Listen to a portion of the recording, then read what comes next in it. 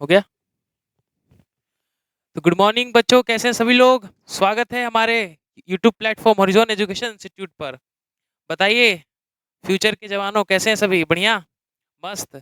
और आप ही के लिए एयरफोर्स, इंडियन एयरफोर्स भर्ती जिसको बोलते हैं अग्निवीर वायु 2023, क्योंकि नया वैकेंसी आ गया है और उसके हिसाब से हमारा बैच भी आपके लिए आता चालू हो जाएगा। क्योंकि इसके पहले ऑलरेडी सीजीएसएल का बैच आ ही गया था और हम रेगुलर वीडियो डालते आ रहे हैं। ना ही इंग्लिश, ऐसा जरूरी नहीं खाली इंग्लिश है, रीजनिंग है, आपका मैथ और सब चलते आ रहा है। ठीक है, तो टारगेट तो हमें देखते चलता है, बट सब आपको सब चीज देखना है, क्योंकि हर एक एग्जाम में कवर करना हर एक पैटर्न को। ठीक है, तो आज का जो रहेगा पैटर्न, वो हम प्रैक्टिस सेट पे लेके चलेंगे, क्योंकि मेनली है प्रैक्टिस सेट, क्योंकि इंपॉर्टेंट है वहीं पे। ठीक है, प्रैक्टिस सेट।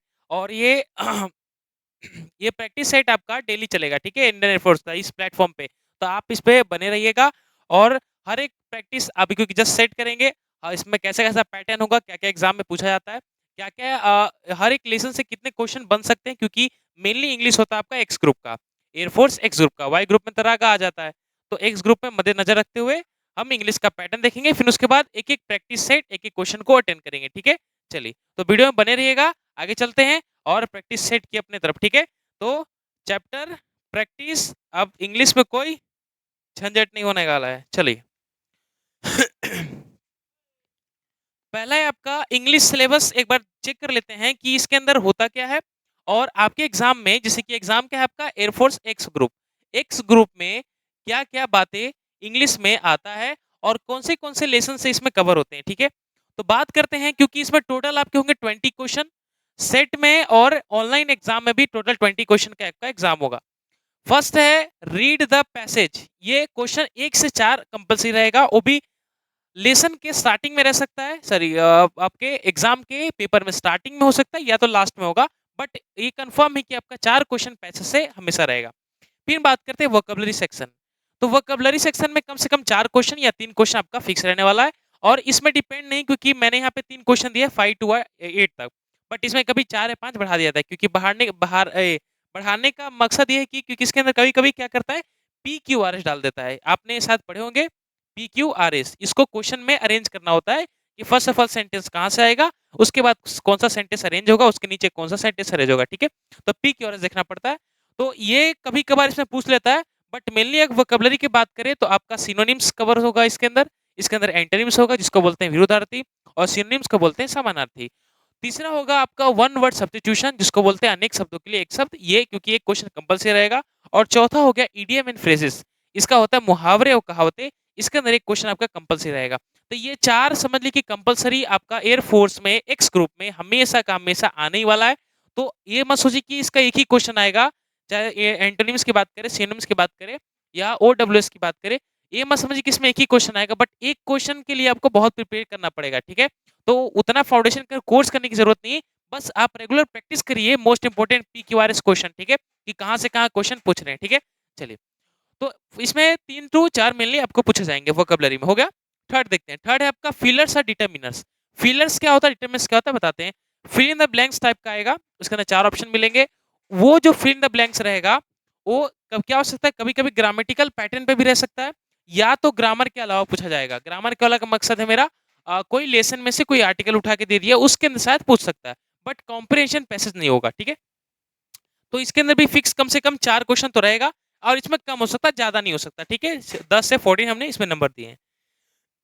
नेक्स्ट है फोर क्या, स्पॉटिंग एरर। ये सब आप जानते हो, क्योंकि जो बच्चे कंपटीशन की तैयारी कर रहे हैं उनको ये पता है कि इंग्लिश में स्पॉटिंग एरर कितना कितना इंपॉर्टेंट है। ठीक है, कितना इंपॉर्टेंट है स्पॉटिंग एरर, दो बच्चे कंपटीशन की तैयारी कर रहे हैं। ठीक है, तो क्योंकि हर एक इंग्लिश का पेपर में कम से कम का स्पॉटिंग एरर ही पूछा जाता है। फीलर्स, डिटर्मिनर्स और कॉम्प्रिहेंशन तो अलावा, इसके अलावा ही आपका अधिकतर स्पॉटिंग, क्योंकि स्पॉटिंग एरर थोड़ा कंपटीशन छांटने का एक अलग ही तरीका है, क्योंकि उसके अंदर बच्चे सब नहीं कर पाते हैं, और जो बच्चे वही करेंगे जो ग्रामर पूरी तरह से पढ़े हुए हैं। ठीक है, चलिए तो स्पॉटिंग एरर ग्रामर से कम 3 या 4 क्वेश्चन इसके अंदर भी फिक्स रहेगा।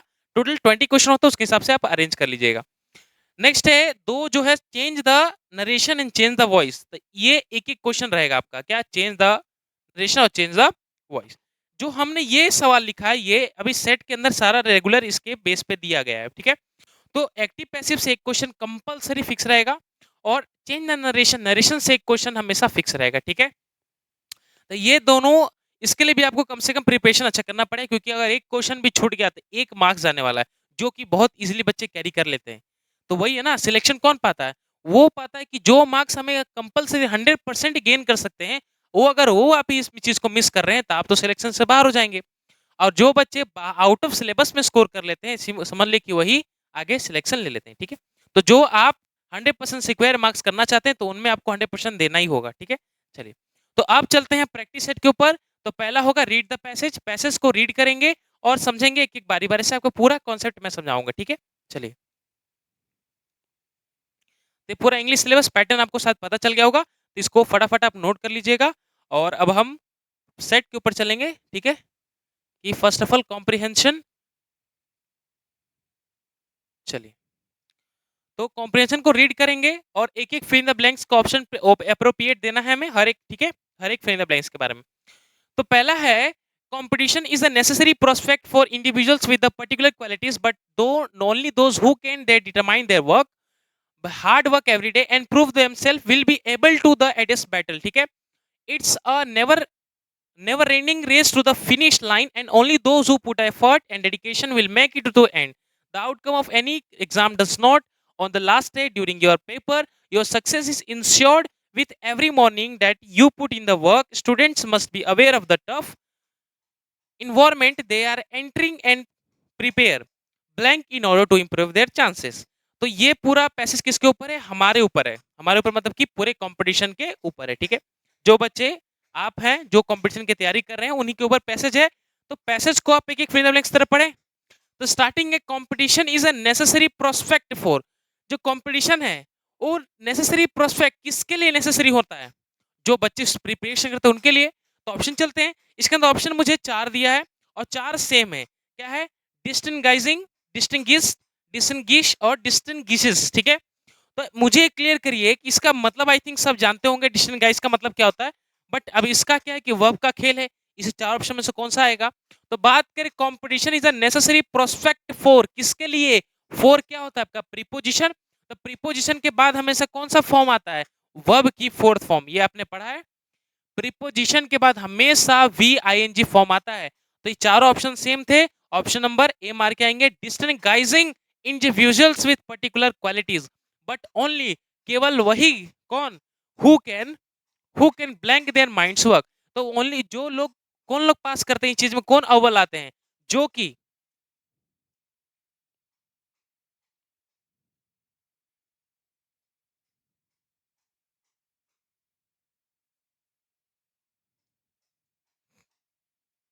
ठीक है? तो but only those who can blank their minds to work. तो वैसा ही पर्सन होगा, कौन पर्सन होगा वो देखते हैं। सेकंड ऑप्शन है डाइवर्ट, पुट, गेट और मेट। डाइवर्ट मतलब होता है आप चीज, कोई चीज से भाग रहे हैं, डाइवर्ट कर रहे हैं। गेट मतलब होता है पाना, मेड मतलब होता है बनाना, और पुट मतलब होता है उस चीज को रखना या अपना उस चीज को अपने बरतते हुए चलना। तो कौन पर्सन होगा जो कि अपने माइंड सेट को वर्क पे रखा हुआ है? मीन्स जो बच्चे सक्सेस कौन पाएंगे? जो पढ़ाई में अपना मन लगा रहे हैं। तो कौन? जो बच्चे अपना माइंड सेट पुट एक जगह पे गड़ाए रखे हैं, एक चीज पे फोकस कर रहे हैं, उन्हीं का तो सिलेक्शन होगा। डाइवर्ट थोड़ी होंगे उस चीज से। अगर वर्क से डाइवर्ट हो गए या उससे अलग हो गए, तो फिर उनको सक्सेस कहाँ मिलने वाला है? अच्छा, गेट वो पाएंगे कि बनाए रखेंगे? बनाए रखेंगे ना। और मेड मतलब होता है बनाना। तो यहाँ पे हो जाएगा पुट। तो क्या हो जाएगा? जो होंगे वो पुट देयर माइंड्स, वो उस जगह पे रखेंगे, कहाँ पे? हार्ड वर्क पे, ठीक है? कहाँ पे? हार्ड वर्क पे। और पहला ऑप्शन कौन सा? डिस्टिंगाइजिंग।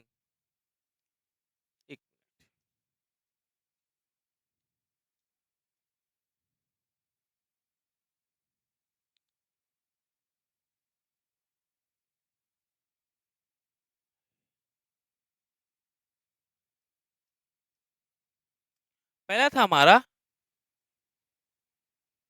डिस्टिंगाइजिंग, ठीक है? क्या था? डिस्टिंगाइजिंग। और सेकंड हो गया पुट। तो हम इस चीज को बनाए रखना, इसलिए पुट आया, ठीक है? नेक्स्ट चलते हैं। तो put their minds to work hard every day and prove themself will be able to what? Will be able to, will be able to overload नहीं, ओवरलोड क्यों लेंगे? उनका उस पे थोड़ी है। ओवरपेड नहीं, इससे कोई थोड़ी ओवरजॉयड नहीं, ओवरकम। उस चीज से उभर के आएंगे, तभी तो जीवन में आगे सक्सेस पाए, सॉरी पाएंगे, ठीक है? तो जो पर्सन मेहनत करेगा वो अपने माइंडसेट को एक वर्क पे पुट करेगा, वही तो आगे ओवरकम उभर के आएगा। तो यहाँ पे ओवरकम होगा, जो चीज से आप जो चीज मेहनत कर रहे हैं उस चीज से उभर के आ रहे हैं, उसी के लिए ओवरकम यूज होता है। तो इसके अंदर हो जाएगा आपका ओवरकम। ठीक है, चल next, overcome this assiduous battle, वो जो लड़ाई लड़ रहे हैं, it's a never ending race to finish line and only those who put in effort and dedication will make to the end. तो जो बच्चे ही मेहनत कर रहे हैं और डेडिकेशन के साथ उस एफर्टलेस काम कर रहे हैं, उन्हीं आगे आने सक्सेस मिलेगा एंड तक। The outcome of any exam, अब इधर एग्जांपल दिया है कि जब भी कोई एग्जाम का आउट आता है, रिजल्ट आता है, आउटकम डज नॉट कुछ अच्छा वर्ड होगा, does not arrive abyss एवक arise, arise नहीं इसमें वर्ड होगा, अवेक का मतलब नहीं, अबेस का मतलब नहीं, अराइव, अराइव का मतलब होता है वो चीज को लाएंगे। तो कौन लाएंगे कि the outcome of any exam does not arrive on the last day, जो भी आप एग्जाम देते हैं उसके बाद जिसका परिणाम आता है वो एक दिन का सफर नहीं होता है, और एक दिन में ही वो चीज नहीं आता है, उसके पहले बहुत प्रक्रिया और मेहनत की बात होती है। ठीक है, तो during the paper your success insured with every morning that you put in the work. तो पेपर के टाइमिंग पे आपका सक्सेस हर एक सुबह जो आप जाग के पढ़े हुए हैं उस पर डिपेंड करता है कि आपको आने वाले जीवन में क्या सफलता मिलेगी। तो student must be aware of the tough environment they are entering and prepare, prepare का ची entering and prepare last option है हमारा। हाँ, अकॉर्डिंग सिंपल सा लिख रहे हैं, अकॉर्डिंग के हिसाब से प्रिपेयर करेंगे, prepare according in order to improve their chances. तो जितने ही बच्चे कंपटीशन की तैयारी करते हैं वो हमेशा क्या करते हैं, टफ इन्वायरमेंट पे पढ़कर चांस की खोज में लगते हैं। बट हम सब जानते हैं कि 100% का जॉब नहीं होने वाला, लेकिन जो बच्चा मेहनत करेगा उसका तो है। ठीक है, तो उसी के ऊपर प्रिपरेशन था। तो ये जो वो बच्चा प्रिपेयर करेगा किसके करेगा, अकॉर्डिंग टू इन ऑर्डर। ठीक है, इसके प्रिपरेशन करेगा अकॉर्डिंग इन ऑर्डर इंप्रूव अपने चांस को इंप्रूव करने के लिए। चलिए, क्लियर हुआ। तो उतना हार्ड नहीं था, पहला तो आपका ग्रामर से ही बन गया। ग्रामर से क्या बन गया कि प्रीपोजिशन के बाद हमेशा वर्ब की फोर्थ फॉर्म आती है। फिर हम डेडिकेशन को कहाँ अपने वर्क में हार्ड में रखेंगे, तभी ना। आप वर्क जब भी हार्ड वर्क नहीं करिएगा तब कहाँ सफलता मिलेगी, तो हम उस चीज को पुट माइंडसेट में रखेंगे। तीसरा क्या था हमारा, तीसरा ऑप्शन था हाँ पुट हो गया। तीसरा ऑप्शन था ओवरलोड, ओवरलोड, ओवरपेड, ओवरवर्ड, ओवरकम। उस चीज से हम उस मेहनत से उभर के आएंगे तभी तो रिजल्ट हमें मिलेगा।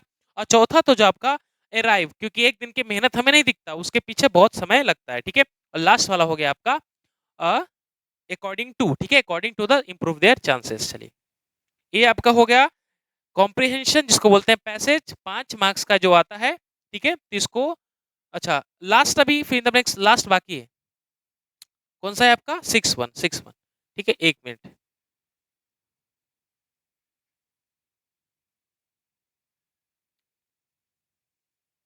लास्ट हमने फिल द ब्लैंक 4-5-2-3।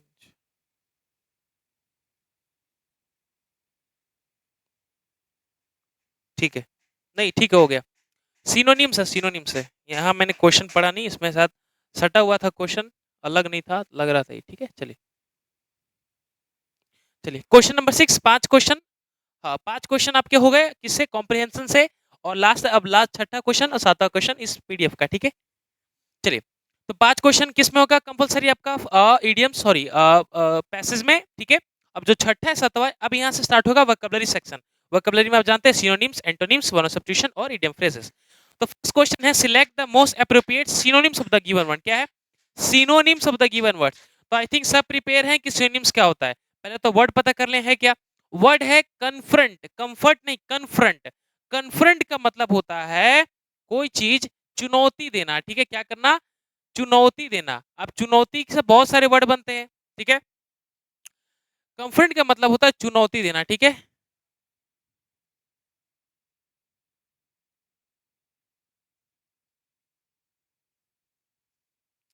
इसको बोलते हैं चैलेंजेस। मिंगल नहीं होगा, मिंगल मतलब हो जाएगा, सिनोनिम्स पूछा ना, मिंगल मतलब होता है एक साथ। ठीक है, क्योंकि एक साथ इसका अपोजिट हो जाएगा। स्कीम मतलब होता है, आप जानते हैं मिंगल मतलब होता है एक साथ। ठीक है, क्लियर हुआ। और स्कीम मतलब होता है योजना, क्योंकि मोदी स्कीम जो निकालते हैं उसे बोलते हैं ना मोदी स्कीम। ठीक है, अलग अलग स्कीम। नेक्स्ट है चैलेंजेस। चैलेंज सबको पता चल गया, ऑप्शन राइट होगा, क्योंकि कन्फ्रंट का मतलब है चुनौती देना, ठीक है, कोई चीज से, और चैलेंज का मतलब हो गया आपका, उसका मतलब ये होता है प्रत्याशी को हमें फील्ड में निकालना। और कंसील का मतलब होता है छिपाना। क्या होता है? छिपाना। और छिपाना का और आप सब जानते हैं, कंसील का मतलब होता है छिपाना। और छिपाना का बेस्ट इंग्लिश और कौन सा है? हाइड। हाइड मतलब ये होता है क्या? छिपाना। तो हाइड नॉर्मल वर्ड है, बट हाई एग्जाम में नहीं पूछने वाला, क्योंकि आप सबके लिए बेसिक हो गया। अब थोड़ा सा एडवांस पूछा जाएगा। चलिए, तो क्लियर हुआ सिनोनिम्स इसका। कन्फ्रंट मतलब होता है चुनौती देना, ठीक है। चलिए, 7 क्वेश्चन है, 7 क्वेश्चन रीड करेंगे। 7 क्वेश्चन क्या कहता है? Select the most appropriate antonyms of the given word. क्या है? Select the most antonyms of the, क्या है? Appropriate antonyms. एंटोनिम्स मतलब क्या? विरोधार्थी, उस शब्द का उल्टा। तो शब्द कौन सा है? शब्द है प्रेज। प्रेज, प्रेज क्या है? प्रेज। तो मुझे आप लोग से फटाफट फटाफट कमेंट करिए कि प्रेज का मतलब क्या होता है। अगर प्रेज का मतलब जान गए तो इसका एंटोनिम्स जान जाइएगा, ठीक है। तो चलिए बताते हैं। प्रेज का मतलब होता है प्रोत्साहित करना। क्या करना? प्रोत्साहित करना।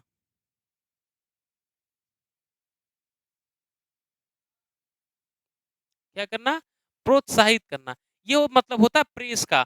तो प्रेस का मतलब होता है प्रोत्साहित करना। अब प्रोत्साहित करने का बहुत सारे वर्ड बनते हैं। क्या बोलते हैं? चीयर अप करना बोला जाता है। चीयर अप कर रहे हैं, ब्रावो ऐसा बोला जाता है। और गुड लक बोलते हैं इसको। प्रोत्साहित जितना भी वर्ड होता है प्रोत्साहित करने का, ठीक है। तो इसका मैं एंटोनिम सुनना, ना कि सिनोनिम सुनना। इसके सिमिलर वर्ड नहीं ढूंढना, इसके अपोजिट सुनना है। अपोजिट का मतलब जिस व्यक्ति का प्रोत्साहन कर रहे हैं तो उस व्यक्ति का निंदा होगा, चाहे उस व्यक्ति की बुराई होगी। प्रोत्साहन बुराई, ये हिंदी का हो गया। अब बात करते हैं पहले सेलिब्रेट। तो सेलिब्रेट क्या हो सकता है? सोचिए, नहीं हो सकता। क्यों नहीं होगा? सेलिब्रेट का मतलब क्या है? मतलब जब कोई चीज जीत के आए तो आप सेलिब्रेट कर रहे हैं, वो भी तो सिनोनिम से आपका। उसका मतलब भी क्या है? प्रोत्साहित करें अपने दोस्त लोग को, चाहे आप एक मजे में खेल रहे हैं। चलिए, फिर आपका सिक्वेयर। सिक्वेयर का मतलब होता है कोई चीज को आप सिक्वेयर करना, मतलब कि उसको सुरक्षित, सुनिश्चित करके रखना अपने पास। तो वो भी क्या होगा? एकत्रित की बात हो रही है, वो भी नहीं हो सकता। इसको ये भी नहीं होगा, सिक्वेयर भी नहीं होगा। दो ऑप्शन और है, दो देखते हैं। कंडेम और हेल। हेल जो होता है, आपने ये सुना है कि हेल द मोकेम्बो मूवी देखा है? तो हेल द मोकेम्बो, उस मोकेम्बो की क्या कर रहे हैं? हेल का मतलब होता है वो नर्क में नहीं जाओ। हेल का मतलब होता है कि उस व्यक्ति की प्रोत्साहित, प्रोत्साहन की एक आवाज उठाया जा रहा है। बोला जाता है हेल एकदम स्ट्राइक रेट जैसा, ठीक है। तो हेल भी क्या कर रहा है? इस चीज को बढ़ावा दे रहा है। बट मेन है कंडेम। कंडेम का मतलब होता है निंदा करना। क्या करना? निंदा करना। नींद नहीं, निंदा करना।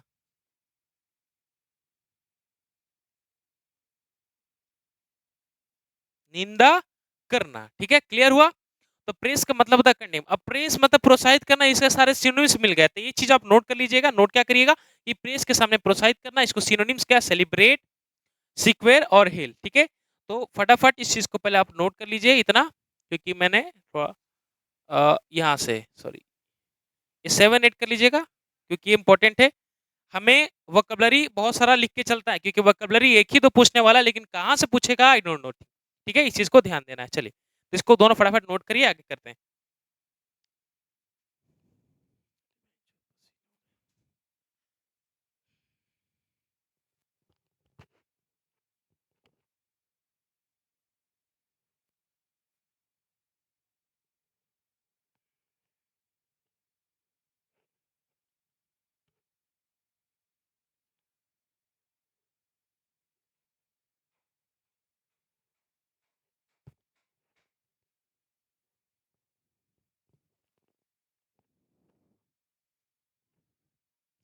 चलिए, हो गया?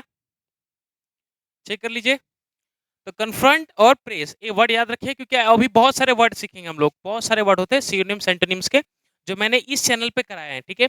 तो वोकैबुलरी भी इस लेसन पे और इस चैनल पे हुआ है। तो आप उस जाके वहां पे देख सकते हैं। कुछ मैंने 50 से 60 रीजन में तक आपका सिनोनिम्स और एंटोनिम्स कराया है। और वर्ड वर्ड सब्स्टिट्यूशन भी कुछ पैटर्न कराए हैं। और most important idiom of phrases, क्योंकि ये कहावत पे डिपेंड करता है। इससे हमें थिंकिंग और सोचना पड़ता है। थिंकिंग पावर इसमें ज़्यादा चाहिए, क्योंकि आप अगर अपने इन्वायरमेंट में सोच के बनाइएगा तो 100% याद होगा। बट अब दूसरे के बने बनाए चीज को सुनिएगा तो वो चीज याद नहीं होगा, ठीक है। ये ह्यूमन माइंड का एक माइंडसेट है। क्लियर हुआ? तो 7 क्वेश्चन अटेंड कर लिए, 5 आपका हो गया उसका पैसेज का, और 2 क्वेश्चन है गया अभी, क्योंकि स्टार्ट है वो कलरी सेक्शन। तो 2 हमने कर लिए। चलिए, नेक्स्ट चलते हैं, क्वेश्चन को पढ़ेंगे, ठीक है। चलिए, नेक्स्ट क्वेश्चन है, select the most appropriate option that can substitute the line segment in the given sentence. क्या है? Select the most appropriate option that can substitute the bold. एक हिसाब से क्या पूछा है, ओडब्ल्यूएस। ओडब्ल्यूएस का मतलब, ओडब्ल्यूएस खाने वाला ना, ओडब्ल्यूएस का मतलब था वन वर्ड सब्स्टिट्यूशन, इसमें इस पूछा है। बट ये जो लाइन है क्या है कि Ravi got the job easily because he speaks many languages. क्या है, Ravi got job easily because he speaks many languages. अब ये पर्सन, ये जो अंडरलाइन किया गया और ये जो हाईलाइट किया गया है, इसी का मतलब हमें चार ऑप्शन में छुपा है। यही सब, यही ऑप्शन में चारों छुपा है हमारा। मतलब कि अगर बेसिक नहीं समझ पा रहे हैं आप लोग, तो हिंदी में अब मैं बोलूं कि अगर कोई चीज को एक बोला जाता है, मतलब कि जो हृदय रोग का, जो हार्ट का सर्जरी करता है, उसको क्या बोलते हैं, सर्जन नहीं, उसका कुछ नाम होगा, इसको बोलते हैं कार्डियोलॉजिस्ट। ठीक है, क्लियर हुआ। तो वो पर्सन का नाम बोला गया, तो इसके हिसाब से जो ये है, इसी के हिसाब से इसका सब्स्टिट्यूट कर देना है। मतलब ये लिखा स्पीक्स मेनी लैंग्वेज। ऐसा कौन होता है जो कि बहुत सारे भाषा बोलता है? इसको हिंदी में क्या बोलते हैं, अनेक भाषी बोलते हैं। कि बहुत सारे बोली बोलने वाले को पर्सन को क्या बोलते हैं, कुछ तो नाम होगा। तो ये चार ऑप्शन में से एक सही है। तो नाम पॉलिनोमियल, पॉलिनोमियल नहीं हो, क्योंकि बच्चे पॉलिनोमियल आप पढ़े हैं मैथमेटिक्स में, आप बहुपदी शायद कुछ बोलते हैं पॉलिनोमियल, किसके अंदर एक्स वाई एल्जेब्रिक फंक्शन होता है। पॉलीसेंट्रिक केंद्र ये होता है, इसका कोई मतलब नहीं इसके अंदर। ठीक है, पॉलीग्लॉट ये जो वर्ड है ये सही है। ये क्यों सही है, पॉलीग्लॉट का मतलब होता है अनेक भाषी, जो बहुत सारे भाषा का प्रयोग करता है। एक नहीं, रशियन नहीं, फ्रेंच नहीं, इंडियन नहीं, अनेक, गुजराती, मराठी, इंडियंस में ऑल सारे लैंग्वेज प्लस फॉरेन कंट्री का लैंग्वेज, मिति कम से कम बहुत सारे भाषा जानता है। पॉली का मतलब होता है कि अनेक हो जाता है। अगर यही दो तीन होता तो बाई हो जाता, चाहे तो सिंगल हो जाता। ठीक है, थ्राइस हो जाता। ठीक है, बट यहाँ पे पॉलीग्लॉट। ठीक है, तब पॉलीग्लॉट का मतलब होता है अनेक भाषी, जो बहुत सारे भाषा बोलने वाले होते हैं, उसी को बोलते हैं पॉलीग्लॉट। याद रखिएगा दोस्तों, जो the person who is making speak many languages is called a polyglot. Question number 9, choose the sentence that convey the same meaning at the given sentence he is greater. अच्छा, ये जो क्वेश्चन बता रहा है कि इसको, ये जो सवाल लिखा है, यही सवाल का सेम किसी लैंग्वेज में लिख सकते हैं, बट इसका मतलब चेंज नहीं होना चाहिए। क्योंकि सवाल क्या है कि he is greater than me, क्या है कि वो मेरे से बड़ा है, he is greater than me, ये लिखा है। अच्छा ठीक है, जो ये लिखा है he is greater than me, तो इनके हिसाब से सही नहीं करना है, बट यही मीनिंग का इसके चार ऑप्शन छुपा है। तो है क्या पहला कि I am not so greater than he, I am as great as he, I am the greatest और he is the greatest as I. चलिए, तो पहला ऑप्शन समझते हैं, नीचे से समझते हैं। पहला डी ऑप्शन देखते हैं कि he is as great as I. Main सवाल क्या कह रहा है, सवाल कह रहा है कि he is greater than me, वो मुझसे बहुत ज्यादा बड़ा है। अब डी ऑप्शन अगर देखें तो डी ऑप्शन क्या है, he is as greater as I, मैं उससे उतना ही बड़ा हूं जितना मैं उससे उतना ही बड़ा जो जितना वो मुझसे बड़ा है। मतलब कि दोनों एक साथ कंपेयर कर रहा है, तो ये ऑप्शन तो नहीं हो सकता, क्योंकि यहाँ पे ही है, वो मी से बहुत बड़ा है, मतलब कि मेरे से वो जो आगे वाला बंदा है वो तो बहुत बड़ा है। दूसरा ऑप्शन देखते हैं, सी। सी क्या है कि आई एम द ग्रेटेस्ट। अब यहाँ पे तो कोई लॉजिक बनता ही नहीं है, ये सिंपल क्या कह रहा है कि मैं ही हूँ जो सर्वशक्ति बड़ा हूँ, मतलब उसके कंपेयर नहीं कर रहा है, मैं ही सबसे बड़ा हूँ। नेक्स्ट है I am as great as he, ये भी नहीं हो सकता। क्यों नहीं हो सकता, ये बोल रहा है कि जितना मैं शक्तिशाली हूं, उतना ही वो भी शक्तिशाली है। तो ऐसे बात है नहीं है, क्योंकि वो तो उससे बड़ा है।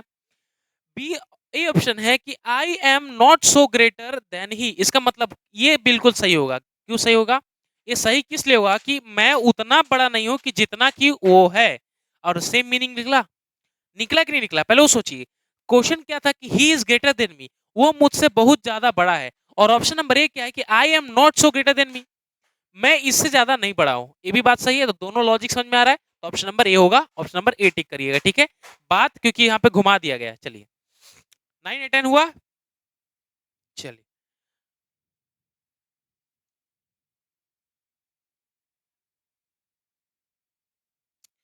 अब जो नेक्स्ट पैटर्न आएगा क्वेश्चन नंबर 10 टू लेकर 14 तक, वो हमारा पूरा का पूरा section free in the blanks पे होगा। जिसको मैंने आपको बोला था कि यहाँ सिलेबस में क्या बोला था मैं कि फिलर्स, फिलर्स एंड डिटरमिनर्स, क्या फिलर्स और डिटरमिनर्स में पूछ सकता है चीज को। तो ये चीज को ध्यान रखिएगा, और यही सारे चीज है। तो इसमें ये मत सोचिए कि बहुत हार्ड आएगा, इसके अंदर हार्ड भी आ सकता है दोस्तों, इजी भी आ सकता है।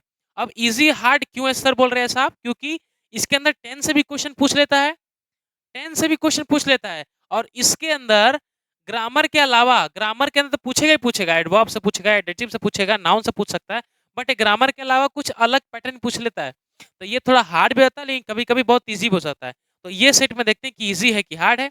चलिए, तो क्वेश्चन नंबर रीड करेंगे 10। और क्वेश्चन नंबर है क्या कि choose the most appropriate answer and fill in the blanks. Question number 10 to 14। तो क्वेश्चन नंबर 10 पे ध्यान दीजिएंगे, 10 पे ध्यान दीजिए कि शी हैज बीन टीचिंग, क्या है कि शी हैज बीन, बात हो रही है पास्ट सॉरी प्रेजेंट में, she has been teaching blank 2005। अगर जो बच्चे मेरे से टेंस पढ़े हैं या कहीं से और पढ़े हैं, तो उनको ये आंसर देखते ही पता चल जाना चाहिए कि यहाँ पे फ्रॉम आएगा, फॉर आएगा, सिंस आएगा कि इन आएगा। तो फटाफट पहले आप कमेंट करिए, तब बताऊंगा, क्योंकि ये सबसे इजी सवाल है और पहला सेट में हमें सबसे पहले इजी क्वेश्चन ही मिल गया। ठीक है, तो फटाफट मुझे जवाब दीजिएगा कि she has been teaching blank 2005। अगर ये 4th क्लास का बच्चा पढ़ा है, आई थिंक वो भी जवाब दे सकता है। ठीक है, आई थिंक बहुत बच्चे शायद जानते होंगे इस चीज के बारे में। तो देखिए बच्चों, सी हैज बीन टीचिंग ब्लैंक 2005 का मतलब होता है कि जब भी कोई ईयर फिक्स होता है, ईयर ध्यान सुनिएगा, जब भी कोई year, date, time, whatever, week, century, decade, इतने सारे जो वर्ड होते हैं, अगर ये टाइम फिक्स होता है तो वहां पे आंख मूंद करके सेंस लगाइएगा। बात करें फ्रॉम की, तो फ्रॉम का कोई मेल नहीं बनता इसके साथ। फ्रॉम क्यों लिखेंगे यार, फ्रॉम का इसमें प्रीपोजिशन का कोई काम ही नहीं दिख रहा है। फोर और सिंस, इन भी नहीं होगा। टीचिंग इन 2005, 2005 में पढ़ा रही है कि 2005 तक पढ़ा रही है, तो इन तो आने वाला है नहीं, बच्चा दो ऑप्शन। फोर और सिंस में लफड़ा है। तो मेरे से जो टेंस बच्चे पढ़े हैं वो जानते होंगे कि मैंने एक ट्रिक बताया था, वो भी बहुत ही आसान ट्रिक। ट्रिक क्या था वो सर? ट्रिक ये था कि किसी किसी समय, किसी टाइम के साथ एस आ जाए और किसी टाइम के साथ एस ना आए। मैंने क्या रिपीट किया? किसी टाइम के साथ एस आ जाए और किसी टाइम के साथ एस ना आए। तो जिस टाइम के साथ एस आता है, क्या आता है? जिस टाइम के साथ एस आता है उसमें आप बेझिझक फोर यूज करिए, और जिस टाइम के साथ एस नहीं आता वहां पे आप सिंस यूज करिएगा। क्लियर हुआ बात? तो जिस टाइम के साथ एस लग जाए वहां पे आंख बंद करके फोर यूज करिए, और जहां पे टाइम के साथ एस नहीं लगता है वहां पे आपको सिंस यूज करना है। बात समझ पा रहे हैं कि नहीं? ठीक है, तो यहाँ पे बात करेंगे टाइम, तो सर बोलेगा 2005 लिखा है, वो तो टाइम के साथ तो एस है नहीं, होता तो फोर लगाते। अभी तो टाइम है, तो टाइम तो समय दिया है, ईयर दिया है, तो 2005 के हिसाब से सिंस आना चाहिए, क्योंकि ये जो लड़की है शी हैज बीन टीचिंग, वो 2005 से पढ़ाते आ रही है, अभी तक पढ़ा रही है, नहीं कि बंद हो गया, अभी तक पढ़ाते आ रही है। तो सिंस 2005। अगर आपको एग्जांपल दे तो एक बिस्लरी के बॉटल पे लिखा होता है सिंस 1969, अगर यहाँ पे देखे तो सिंस 1969, इसका मतलब क्या है? ये जो कंपनी है अभी तक चलते आ रहा है, और स्टार्टिंग का बहुत है सिंस 1969, 1979, सॉरी 59। क्लियर हुआ? तो 1969 का समझ में आ गया सिंस क्यों लिखा रहता है हर एक बॉटल पे। लिखने का मकसद यही है कि उस कंपनी उस दौर से चलते आ रही है और अभी तक चलते जा रही है, और कंपनी का स्टैब्लिश ईयर था, बोलते हैं ना। और केजीएफ में एक डायलॉग था कि सिंस 1949 जो वर्ड होता है ब्रांड जिसको बोलते हैं, तो हर एक ब्रांड क्योंकि सिंस लगा तो आपका वो साल साल बाई साल ब्रांड है। चलिए, क्लियर हुआ? क्वेश्चन नंबर 10 यहाँ पे सिंस क्यों लगा? क्योंकि टाइम के साथ एस नहीं था और डायरेक्टली ट्रिक फंडा हो गया, और ओरली आपको समझा दे क्योंकि सिंस क्यों लगा। जो बच्चे पहले से पढ़ाते आ रहे हैं उनके हिसाब से सिंस लगेगा, और जो अभी पढ़ा रहे हैं 2 आवर्स 3 आवर्स 4 आवर्स जो टाइम के साथ कंटिन्यूस में उनके साथ फोर आता है, सिंस लग गया। चले नेक्स्ट है क्वेश्चन नंबर 11। 11 क्या है कि नाइदर न्यू ईयर्स इव nor Valentine's day. Valentine's day के बहुत बच्चे खुश हो रहे होंगे। Valentine's day blank national holiday in India. इसका मतलब क्या है? इसका मतलब क्या है कि नाइदर, ना कि कौन सा डे? न्यू ईयर्स डे, और ना ही आपका वैलेंटाइंस डे एक नेशनल हॉलीडे डिक्लेयर हुआ है। और ये क्यों होगा? वैलेंटाइंस डे के नेशनल हॉलीडे क्यों डिक्लेयर होना चाहिए, और न्यू ईयर्स के दिन नेशनल हॉलीडे क्यों डिक्लेयर होना चाहिए? बात तो सही है, हम सोचने से यहाँ पे सोच सकते हैं, बट यहाँ पे तो नहीं सोचेंगे। तो ये क्या है कि नाइदर नॉर का पेयर है। और आई थिंक जो बच्चे क्लास में क्या किए हैं, सब्जेक्ट वर्ब एग्रीमेंट का क्लास किए होंगे, तो उनको ये क्वेश्चन बन गया होगा। मैंने सब्जेक्ट वर्ब एग्रीमेंट में क्लास बताया था कि सर जो नाइदर नॉर का पेयर होता है उसके हिसाब से अगर सेंटेंस में कहीं भी आ जाए तो आने वाला जो हेल्पिंग वर्ब लीड करता है वो nearest to helping verb lead करता है। कैसे लीड करता है? Nearest to helping verb. But यहाँ पे तो कोई वर्ब दिख नहीं रहा है, तो नहीं दिख रहा है तो नॉर वाला लेके चला जाएगा। इसका मतलब क्या होगा कि नाइदर न्यू ईयर्स और नॉर वैलेंटाइंस डे, तो वैलेंटाइंस डे लीड करेगा आगे वाला हेल्पिंग वर्ब, क्योंकि यहाँ पे चारों ऑप्शन आपका हेल्पिंग वर्ब दिया है। वर्ड लगेगा, इज लगेगा, आर लगेगा कि बी लगेगा। तो यहाँ पे देखिए तो इज लगेगा। क्यों इज लगेगा? क्योंकि वैलेंटाइंस डे आपके सिंगुलर वर्ड है और सिंगुलर के हिसाब से इज लगेगा। तो क्वेश्चन क्या बन जाएगा? Neither new years nor Valentine's day is a national holiday in India. अगर यही इसकी बात करते, नाइदर लीड करता, न्यूअस बात करते, तो वहां पे क्या होता? प्लूरल, तो आर हो जाता। ठीक है, क्लियर हुआ? चलिए question number 12, I bought all this books blank only ₹700। क्या है? All I bought all this books only ₹700। तो बात क्या हो रही है कि मैंने सारे किताब खरीदे कितने में? सिर्फ 700 रुपए में। कितना? 700 रुपए में।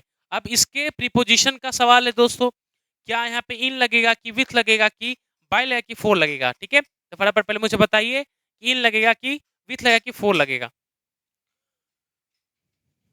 तो देखते हैं। तो I bought all this books, ठीक है, बात हो रही है यहाँ पे बुक्स की, और कितने में? ओनली 700।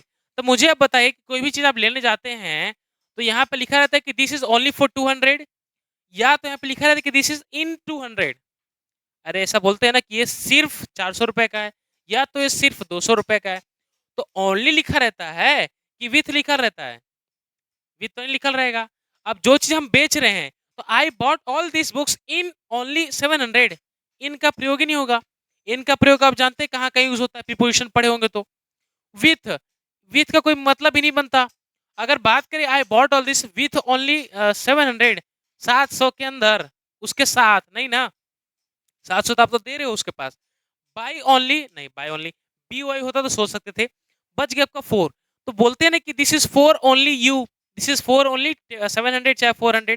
तो ये जो बात हो गई यहाँ पे 4 की बात हुआ। वो जो बुक्स आपने जो खरीदा है वो कितना? 700 रुपए का था। ठीक है, तो प्रीपोजिशन यहाँ पे बाई ना आएगा, नहीं ना आएगा, न विथ आएगा, क्या आएगा? 4 आएगा। क्लियर हुआ? इन कहाँ लगाते हैं? जब कोई चीज रेस्ट में हो, और रेस्ट में हो और कहाँ पे कोई चीज टेबल के ऊपर रखा हुआ है, तब वहां पे इन लगता है। विथ कब लगता है? के साथ। जब किसी के साथ जाते हैं तो वहां पे विथ लगता है। और बाई, बाई कोई ट्रैवल टूर में लगते हैं तो आई एम रेस्ट मोशन में हो तो मोशन में क्या लगते हैं? By. I am coming with bus नहीं, I am coming by bus. ठीक है, I am coming by train. चलिए क्लियर, 4 लगेगा। Next 13 question, identify the word which is always use as a singular. तो मुझे आइडेंटिफाई करके बताइए सब लोग फटाफट। पहले आप इस क्वेश्चन को नोट कर लीजिए, ये भी क्योंकि यहाँ से अभी थोड़ा फिलर्स स्टार्ट हो गया है, वोकैबुलरी सेक्शन याद हो गया होगा। तो 1 2 3 4 5 14 तक क्वेश्चन नोट करिए।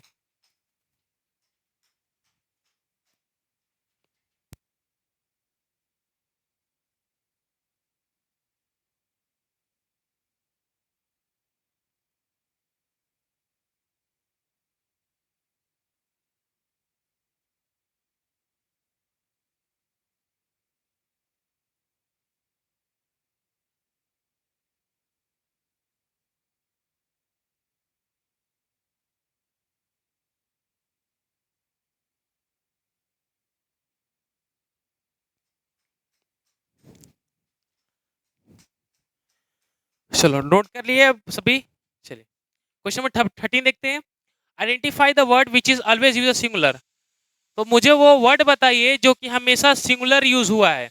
सिंगुलर यूज होता है, कैसा हो जाता है? सिंगुलर यूज होता है। चार ऑप्शन देखते हैं। चार ऑप्शन क्या है? पहला स्पेक्टिकल्स। तो ये जो दिखा है, ये एक मैं बात बताना चाहता हूँ, ये जो स्पेक्टिकल्स लिखा है यहाँ पे ध्यान दीजिएगा, बहुत बच्चे कंफ्यूजन रहते हैं। मैंने एक वर्ड यहाँ पे लिखा एक्सपेक्टिकल, ठीक है, एक लिखा एक्सपेक्टिकल और एक मैंने लिखा स्पेक्टिकल्स। ठीक है, अधिकतर लोग को लग रहा है कि ये जो दोनों वर्ड है कॉमन वर्ड है, ऐसा लग रहा है। मुझे लग रहा है कि ये सिंगुलर है, ये प्लूरल है, ऐसा कुछ लग रहा है जी। तो ऐसा लग रहा है तो आप गलत है। एक्सपेक्टिकल का मतलब होता है देखना, निहारना। ठीक है, किसी को टुकुर टुकुर देख रहे हो,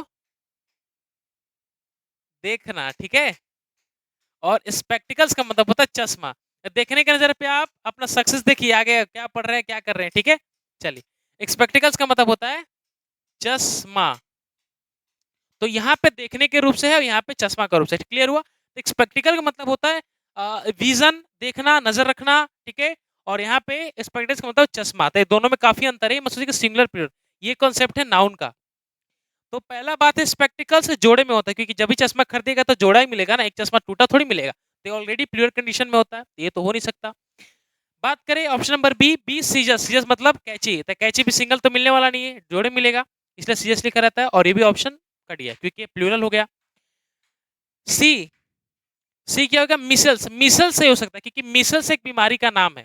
क्या है, एक डिजीज है मिसल्स। और मिसल्स एक सिंगुलर वर्ड है, जैसे कि प्रोटोजोआ। प्रोटोजोआ एक सिंगुलर वर्ड है। फंगी, फंगाई फंगी अलग हो जाता है, बट मिसल्स एक सिंगुलर वर्ड है। बट यहाँ बात करें ट्राउजर, तो ट्राउजर जो दो पैंट पहनते हैं दो, वो भी तो जोड़े में आता है, उसके हिसाब से भी गलत है। सिंगुलर हो गया आपका मिसल्स। ट्राउजर भी प्लूरल, सीजर्स भी प्लूरल, स्पेक्टिकल्स भी प्लूरल, चश्मा की बात कर रहे हैं। और मिसल्स भी मिसल्स सिंगुलर, प्लूरल नहीं। चलिए नेक्स्ट। नेक्स्ट है, I would have given him the notes if he blank to my yesterday. कि वो बात हो रही है पास्ट में, खत्म भी होगा पास्ट में, क्योंकि मैंने टेंस में पढ़ाया है कि जो चीज बीते हुए समय से बात होती है वो बीते हुए समय में ही रह जाता है। तो आई would have given him the notes. I would have तो आपका क्या है, प्रेजेंट की बात है। But I would have given the notes if ही, अगर वो क्या, हैड कम, पास्ट में बात हो रही है, अगर वो आता कब, यस्टरडे, कहाँ पे, माई, मेरे पास। ठीक है, तो बात हो रही है पास्ट में, तो पास्ट कल पे कम तो लगे, कम तो V1 है। वुड कम लगे क्योंकि पहले हम लोग वुड का यूज किए हैं, और वुड हैव लगने वाला है नहीं क्योंकि वुड हैव पहले यूज हो गया है। क्लियर हुआ। तो यहाँ पे बात हो रही थी पास्ट में। पास्ट कैसे पहचाने सर, तो हमने यस्टरडे से पहचान लिया। ये यस्टरडे मतलब पिछले दिन, आज का पिछला दिन, ठीक है। कल जो बोलते हैं, अधिकतर कल मतलब टुमारो समझ लेते हैं, अधिकतर कल वाले पिछले दिन समझ लेते हैं, बट बोलने का सेंस अलग होता है। तो यहाँ पे हैड कम कर लीजिएगा, बात है पास्ट की, तो पास्ट में रहने देंगे। चलो अब ये थोड़ा इंपॉर्टेंट हो जाएगा, spot the error parts if any in the following sentences. Question number 15 to 18, ठीक है, क्लियर हो रहा है। तो 15 टू 18 तक क्वेश्चन जो होगा स्पॉटिंग एरर है। तो क्वेश्चन आप फटाफट नोट करिए, क्योंकि नोट करके फटाफट टाइम देते हैं, इसको बनाइए और इसके बाद हम इसका सॉल्यूशन करेंगे। चलिए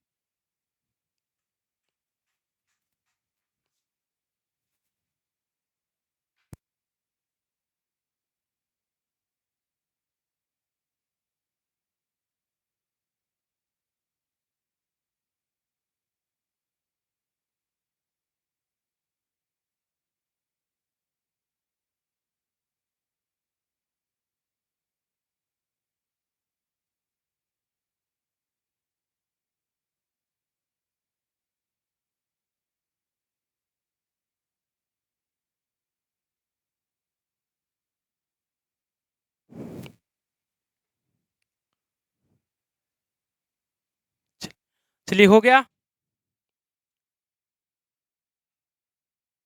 बन गया क्वेश्चन। क्योंकि एरर्स सारा एग्जाम में इंपॉर्टेंट हो जाता है, बट एयरफोर्स का एरर्स थोड़ा देखते हैं कैसा हार्ड दिया कि इजी दिया। चलिए, तो क्वेश्चन नंबर 15 देखिए। 15 क्या है कि there is a many way to make a stranger feel welcome in the community. तो वेलकम इन द कम्युनिटी कोई गलत नहीं है, there is a many way. अच्छा, ये एक ऑप्शन मुझे एक गलती दिख गया ऑप्शन नंबर ए में। अब गलती के ऑप्शन नंबर दोस्तों यहाँ पे ध्यान दीजिएगा, गलती यहाँ पे दिया है वेज। क्या है, वेज। वेज है वो एक नाउन है, क्या है, नाउन। अब ये जो नाउन है ये प्लूरल में है। वे का मतलब क्या होता है, वे का मतलब क्या होता है, रास्ता, पथ, जिसको बोलते हैं कि I M in the way, बोलते हैं ना, वे टू वायपुर, वे टू गया, वे टू पटना, बोलते हैं। वे मतलब रास्ता। रास्ता क्या, एक नाउन है, बट यहाँ पे वे नहीं लिखा, वेज लिखा है। और जब हम बोलना चाहते हैं तो वे बोलते हैं, वेज तो बोलते नहीं। तो वे का वेज लिखा है। अच्छा, तो ये वेज हो गया प्लूरल। तो इसके हिसाब से इस के यहाँ पे क्या कर रहा है, इस तो आता है सिंगुलर के लिए, बहुत बच्चे जानते हैं। तो ऑप्शन नंबर ए में करेक्शन हो गया। कहाँ पे, यहाँ पे देर इज मेनी वे, ये रहा। यहाँ पे इसको काट के आर करना पड़ेगा, आई थिंक यही सही होगा। देर आर मेनी वेज होगा, ना कि there is many ways. There is many वे हो सकता था। ठीक है, क्लियर हुआ। तो पहला ऑप्शन ये। नेक्स्ट है, आई गोज टू द टेम्पल, अच्छा स्कूल, पहले ही गलती मुझे दिख गया। मुझे बच्चे आप बताइए कि आई सिंगुलर है कि प्लूरल है, क्योंकि इसमें थोड़ा कंफ्यूजन बहुत होता है, ठीक है। बहुत बच्चे, कोई कुछ बोलता है कि आई सिंगुलर है, कोई बोलता है आई प्लूरल है। लेकिन एक बात, आपकी खास बात बता दो कि अभी तक कोई कोई भी इंग्लिश का लिटरेचर, कोई भी प्रोफेसर अभी तक इस चीज को क्लियर नहीं कर पाया है कि आई सिंगुलर है कि प्लूरल, क्योंकि आई का अलग ही फंडा है। ये जो अंग्रेजी बना के चले गए हैं, इनका कुछ कुछ फंडा छोड़ दिया है। क्योंकि अगर जब हम आई की बात करें तो आई के साथ वॉज आ जाता है। अब सर वॉज आ रहा है तो सिंगुलर होना चाहिए, नहीं। अब आई के साथ हैज नहीं आता, हैज तो सर सिंगुलर तो क्यों नहीं आ रहा, यही फंडा है। आई के साथ हैज नहीं हैव आ जाता है, बताइए। तब ये तो प्लूरल काम करने लगा। तो कुछ टाइम पे सिंगुलर भी कर लगता है, कुछ टाइम पे प्लूरल भी करता है। तो एक्सेप्शन केस ये है दोस्तों कि आई है, बेसिकली आई प्लूरल कंडीशन में किया जाता है, क्योंकि इसका अभी कंफर्मेशन नहीं हुआ है। तो आई के साथ वॉज वेयर में वॉज आ जाएगा, हैज हैव में हैव आ जाता है, ठीक है। और डू डज में, डू डज बोल रहे हैं सॉरी, क्योंकि इसका आपसे ये जो है प्लूरल माना जाता है, तो इसके हिसाब से वर्ब की कौन सा फॉर्म, वर्ब की फर्स्ट फॉर्म आएगा, क्योंकि ये प्लूरल कंडीशन लागू किया गया, ठीक है। तो यहाँ पे देखिए, तो आई गोज टू द स्कूल नहीं होगा, क्या होगा, आई गो होगा, ना कि आई गोज होगा। क्लियर हो रहा है, बात समझ पा रहे हैं आप लोग। और यहाँ पे जो बात हो रहा है एवरीडे, क्योंकि प्रेजेंट की बात हो रही है, तो आई गोज नहीं, गोज क्या हो जाएगा, क्योंकि वर्ब है, गो मतलब वर्ब। अब वर्ब में जब हम एस जोड़ते हैं तो वो क्या हो जाता है, सिंगुलर। क्या हो जाता है, सिंगुलर। सिंगुलर हो जाता है ना। जब आप, जब भी आप वर्ब में एस जोड़िएगा तो वो क्या हो जाता है, वो हो जाता है सिंगुलर। क्या हो जाता है, सिंगुलर, ठीक है। तो यहाँ पे जो आई है, मेनली आई प्लूरल का काम करता है। तो प्लूरल का काम करता है, इस हिसाब से वर्ब की सेकंड फॉर्म आता है, सॉरी फर्स्ट यहाँ पे लिखा है, वर्ब की सेकंड फॉर्म आता है। और सेकंड फॉर्म तो आएगा ही आएगा, कोई बात नहीं। बट वर्ब सिंगुलर है तो हेल्पिंग वर्ब भी सिंगुलर होना चाहिए और मेन वर्ब भी सिंगुलर होना चाहिए। बट यहाँ पे जो गोज है, एक गोज के साथ, तो गो के साथ ईएस लगा हुआ है, गोज नहीं होगा, यहाँ पे गो हो जाएगा। तो हो जाएगा I go to the school, ना कि I goes to the school, ठीक है। He goes to the school, he go to the school नहीं होगा, ही के साथ गोज लगेगा, आई के साथ गोज नहीं लगेगा। नेक्स्ट है, I am not sure if the red car, I am not sure, कोई गलती नहीं, इफ द रेड, अगर red car in the parking slot is your. अच्छा, यही गलती यहाँ पे से मिल गया। बात करें पॉजेसिव एडजेक्टिव की, जो बच्चे प्रोनाउन पढ़े हैं ध्यान सुनिएगा, कि आई एम नॉट श्योर, मैं श्योर नहीं हूँ, जो रेड, अगर ये रेड कार है जो पार्किंग स्लॉट में लगा हो, क्या आपका है, तो मुझे बताइए कि पार्किंग स्लॉट इज योर होता है कि इज योर्स होता है। आप खुद माइंड सोचिए, इज योर्स होता है कि योर होता है।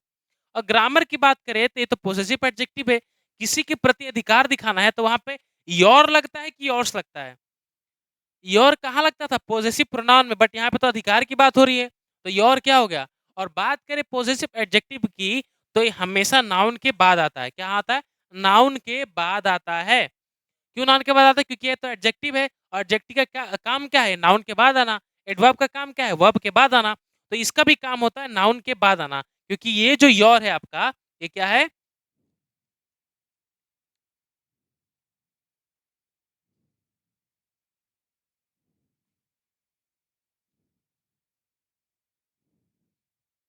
ये क्या है, पॉजेसिव एडजेक्टिव। अब पॉजेसिव एडजेक्टिव होने के नाते यह क्या करता है, ये हमेशा नाउन के बाद आता है। बट यहाँ पे तो नाउन के बाद आया नहीं है, नाउन के बाद हेल्पिंग वर्ब के बाद आया। बट किसी कंडीशन में हेल्पिंग वर्ब के बाद आ सकता है, क्यों, जब जब इसके बाद कोई नाउन नहीं दिया हो, तब हम, नाउन नहीं दिया तब इसके हिसाब से योर सही है। बट योर नहीं होगा, यहाँ पे योर्स होगा। तो ऑप्शन नंबर बी, ये कट गया, ये कट गया, ये कट गया, ऑप्शन नंबर बी, बी की सही हुआ। पता चला, किसी के प्रति अधिकार दिखाना है तो हम योर नहीं लगाते, योर्स लगाते हैं। इसलिए आपने क्लास में बहुत यूज किया कि this is book is yours की इज योर, योर्स होता है, ठीक है। तो पॉजिटिव अधिकार, एडजेक्टिव दिखाना। चलिए, हो गया 17 तक। तो 17 तक हमने 70 क्वेश्चन अटेंड हो गए, 18 था ना, नेक्स्ट नेक्स्ट स्लाइड में। तो यहां तक आपने नोट कर लिया, ये 3 गो एरर, ये लास्ट एरर और मिलेगा इस पीडीएफ में। तो my boss keeps telling me at all the time the money doesn't grows on tree, वापस वर्ब वाला मिस्टेक दिया है, डजंट ग्रोज ऑन ट्री। ये बताइए मुझे, आप लोग ये बताइए कि डजंट, जो डजंट है, डू और डस का फॉर्म है, डू और डस का फॉर्म है, क्योंकि डस के साथ ही तो एन एन एपोस्ट्रोफी एन लगता है। डू और डस, तो डू तो है नहीं, डज है। डज क्या है, मुझे आप लोग साहब बताइए कि डज क्या है। डज एक सिंगुलर है। अब सर जब डज सिंगुलर है तो डज के हिसाब से ग्रोस क्या है? सर ग्रोस तो प्लूरल है। तो ये मुझे आप बताइए कि सही है कि गलत है? सर डज सिंगुलर है बट ग्रोस तो प्लूरल है, तो ये सिंगुलर प्लूरल एक साथ कब आने लगा है? सिंगुलर चाहे तो प्लूरल आएगा। ग्रोस मतलब कि ग्रो मतलब उगना, विकास करना। तो ग्रो का साथ एस लगा है, तो ये तो प्लूरल हो गया ना। अब एस काटेंगे तभी तो जाके सिंगुलर होगा। तो दैट मनी डजंट ग्रो, बोलते हैं ना कि पैसे पेड़ पे नहीं पकते। तो पैसे पेड़ पे नहीं उगते कब? Doesn't grow. अगर यही चीज का प्लूरल बोलना चाहते थे तो that money do not grows on tree, ठीक है, ना कि doesn't grows on tree. Grows क्या हो गया आपका? प्लूरल हो गया। और डजंट था सिंगुलर हो गया। तो आपको एस रिमूव करना है, एस को काटना है, और डजंट के हिसाब से ग्रो होगा ना कि ग्रोज होगा। ठीक है, तो ऑप्शन नंबर सी हमारा सही हो जाएगा। तो ए कट गया, बी कट गया, सी कट गया। यहाँ तक कोई नहीं। My boss keeps telling me, हमेशा मेरे बॉस बोलते रहे, क्या बोलते रहे? कि ऑल द टाइम, हमेशा हमेशा बोलते रहे कि पैसे पेड़ पे नहीं उगते बेटे। ठीक है, चलिए दो क्वेश्चन हो गया, एक 19 एक 20, क्योंकि लास्ट जो क्वेश्चन यही है और इसी पे डिपेंड रहता है। अब वो क्या दोस्तों, आप सब जान रहे हैं, एयरफोर्स का एक्स ग्रुप में लास्ट क्वेश्चन जो दो होता है हमेशा कंपलसरी, या तो नरेशन होगा या तो एक्टिव पैसिव होगा। ये दो क्वेश्चन हमेशा हमेशा आएगा। तो चलिए क्वेश्चन पढ़ते हैं। 19 क्वेश्चन क्या है? Select the option that express the given word in the active voice. इसको हमें एक्टिव में लेके चलना है। ये चीज ऑलरेडी पैसिव में दी हुआ है। पैसिव का पहचानने का तरीका मैंने बताया कि वाई, बाई को देखती है पहचानने की ये चीज कहाँ पे है? पैसिव में। तो बाई इंपॉर्टेंट थिंग है। ये पैसिव में, इसको एक्टिव ढूंढना है। तो पैसिव में पकड़ लेते हैं क्या? पैसिव में यूज हुआ है कि admittance was refused to him by the airport security. तो पूरा होल सेंटेंस हमें पढ़ने की जरूरत नहीं है। No need to read the entire sentence, just focus the helping verb. यहाँ पे वाज के साथ रिफ्यूज्ड है। अब वाज के साथ रिफ्यूज कब आता है? जब एक्टिव में सिंपल V2 का फॉर्म होगा। V2 का फॉर्म होगा तभी तो इसको वाज में किया गया है। तो ऑप्शन नंबर, सब ऑप्शन देख लेते हैं। अब ऑप्शन पूरा पढ़ना नहीं, खाली हेल्पिंग वर्ब पकड़ना है। हेल्पिंग वर्ब क्या है? यहाँ पे लिखा है रिफ्यूज्ड, V2 का फॉर्म है। यहाँ पे लिखा है had refuse, had plus V2 का फॉर्म है। यहाँ पे हैज प्लस रिफ्यूज है, और इज प्लस रिफ्यूजिंग है। तो अगर मुझे V2 होगा तभी तो यहाँ पे वॉज प्लस रिफ्यूज्ड है। तो ऑप्शन नंबर ए सही होगा कायदे से। क्यों? क्योंकि यहाँ पे ऑलरेडी रिफ्यूज दिया है, और रिफ्यूज का मतलब यहाँ पे ऑलरेडी V2 फॉर्म दिया है। बट ये सारे ऑप्शन में V2 का फॉर्म नहीं दिया है। V2 का फॉर्म होने के कारण वहां पे वॉज रिफ्यूज हुआ है। चलिए क्लियर हुआ, बहुत बढ़िया। लास्ट क्वेश्चन में देख लेते हैं, क्योंकि नरेशन ये दोनों बहुत इजी आते हैं, इतना टेंशन नहीं लेना। नरेशन और active passive voice, active passive voice कहीं भी दे दिया जाए तब बना लीजिएगा। नेक्स्ट हमारे हमारे इस प्लेटफॉर्म पे आपका जो एक्टिव पैसिव है उसका प्रैक्टिस सेशन हो चुका है। ठीक है, हर एग्जाम में कैसे कैसे आते हैं। ठीक है, एक्टिव पैसिव का मैंने क्लास करवाया था, आप लोग वहां से देख सकते हैं। नेक्स्ट है select the option that express the given sentence in indirect speech. कहाँ पे? इनडायरेक्ट स्पीच में। तो इसका हमें इनडायरेक्ट ले जाना है, और बताते हैं कि एक्टिव पैसिव इनडायरेक्ट स्पीच में क्या अंतर है। तो एक्टिव पैसिव तो आप सब जान रहे हैं, बट इनडायरेक्ट का मतलब ये होता है कि जो बात मैंने सुना, और यही बात मैं किसी तीसरे व्यक्ति या दूसरे व्यक्ति को बोल रहा हूँ। जो बात मैंने किसी और सुना, और मतलब कि मैंने तो सुना कहीं से, या खुद से बोल सकता हूँ। मैंने किसी और से सुना और मैं यही बात तीसरे व्यक्ति को चीज बोल रहा हूँ, तो अगर वो मुझे बोल के चला गया तो वो बात तो पास्ट में हो गया, और जो मैं आपको बोलने वाला हूँ तो ये भी तो पास्ट में होना चाहिए ना। तो ये एक बात याद रखिएगा कि नरेशन में सेंटेंस को जब भी बनाइएगा तो हमेशा हमेशा पास्ट की बात करता है। ठीक है, ना ही फ्यूचर ना ही प्रेजेंट। तो आप ढूंढते हैं, क्योंकि अभी क्लास इसका नहीं हुआ, बट कुछ मैं आपको पॉइंट बता दिया। तो बात करते हैं क्वेश्चन क्या है। क्वेश्चन है शी सेड, क्या है? She said I can play the guitar pretty well. वो मुझे बोली कि मैं गिटार बहुत ही सुंदर, प्रीटी तरीके से, बहुत सुंदर तरीके से बजा सकती हूँ। आई कैन लिखा है ना, मतलब कि सकती हूँ, अपना एबिलिटी दिखाता है। तो कैन प्ले, प्ले क्या है? खेलना। कैन क्या है? मॉडल्स। तो कैन है प्रेजेंट की बात हो रही, इसको पास में ले जाना बहुत कंपलसरी है। तो ऑप्शन ढूंढते कि इसके अंदर ऑप्शन छाटेंगे। तो ऑप्शन क्या है पहला? She said. सी सेड तो सेड रहेगा। एपोस्ट्रोफी कॉमा को हटाने के लिए डेट का प्रयोग करते हैं। इसमें डेट है, इसमें डेट है, इसमें डेट है, इसमें डेट है, चारों में डेट है। आगे पढ़ते हैं। इसमें दिखा है शी वुड, यहाँ पे कैन का वुड कब से बनने लगा? तो ऑप्शन नंबर ए छाट दीजिए। शी कुड, जी कैन का कुड बन सकता है, यहाँ तक अभी स्टॉप रहेंगे। शी प्लेस, यहाँ पे कैन हट गया है, और शी कैन का कैन है। तो ऑप्शन नंबर डी भी गया, ऑप्शन नंबर सी भी गया, ऑप्शन नंबर बी राइट हुआ। राइट क्यों हुआ? क्योंकि कैन को पास्ट में किए और कैन का पास्ट क्या बनता है? कुड। ठीक है, इसलिए यहाँ पे कुड सही हो गया। क्लियर हुआ दोस्तों? चलिए, तो ऑप्शन यहाँ पर बी सही है।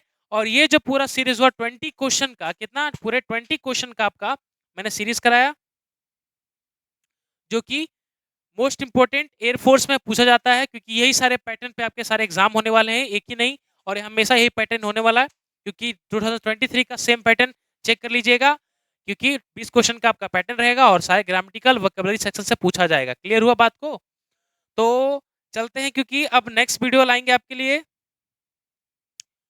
तो ये प्रैक्टिस सेट नंबर 1 था, और प्रैक्टिस सेट जल्द ही आपके लिए 2 लेके आएंगे, और धीरे धीरे नया नया बैच स्टार्ट होगा, आपका मैथ का भी धीरे धीरे आना स्टार्ट हो जाएगा। ठीक है, क्योंकि मैथ इंग्लिश दोनों इंपॉर्टेंट है कंपटीशन एग्जाम के लिए। ठीक है दोस्तों, तो चलते हैं अब, और अगले नेक्स्ट क्लास में मिलेंगे। तब तक के लिए जय हिंद।